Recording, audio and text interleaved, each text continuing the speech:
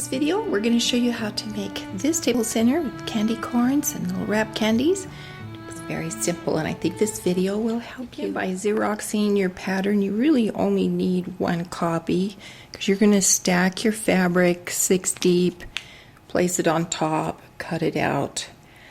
And I'll provide a paper piece version of this.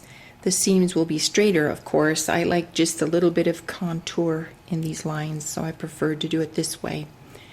But we'll also provide a paper piecing version. Then you're going to put them together, and because often when you're folding, it's not always on the grain, you're going to have some give in this fabric, and you don't want to be sewing it together and then come out long on one end because you've stretched it a little bit more. So I just put a few pins in, and that will help you with the contour line as well. On this one, maybe just one pin if you want, just to make sure that your middle's gonna hit. Then your sides will be great. Pieced, I place it on top of my backing fabric and go ahead and cut that shape out.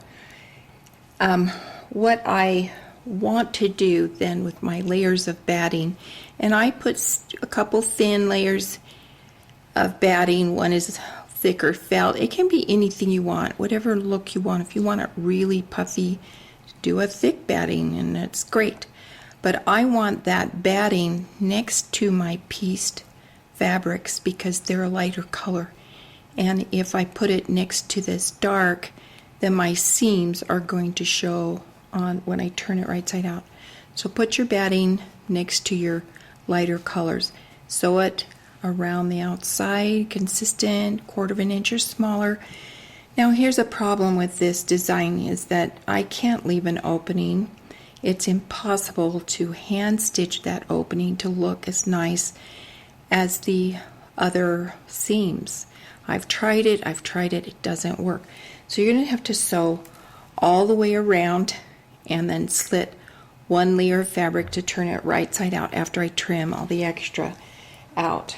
Now that leaves an opening, and you might not like that. So what I've done is I've taken this shelving paper it's shelving materials, really cheap, and I can just hand stitch it here, and that acts as a gripper on the table. Or I could use felt, just a little piece of felt to help it from sliding, and it looks intentional and you don't even see what it's covering up. Okay, now I'll show you how to make the candy that holds the candy corn together. Cut your fabric out. It's a little bit wider on one edge than the other, and the dimensions are in your pattern. Fold it so that this is the long way here, and what I do is I stitch it about 1.5 inches here, 1.5 inches here, leave it open, and then I'm going to open it up and stitch it across the ends so that the seam will not show on this side. Then I'm going to turn it right side out through that opening and press it.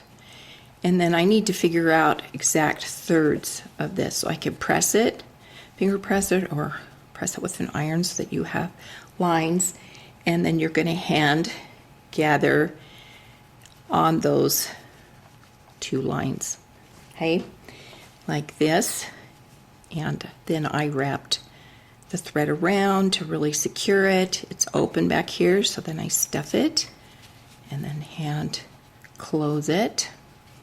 That's my little candy.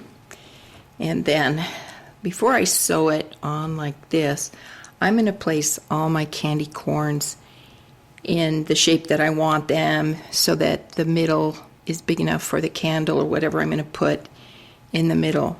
And then I'll just whip stitch the candies.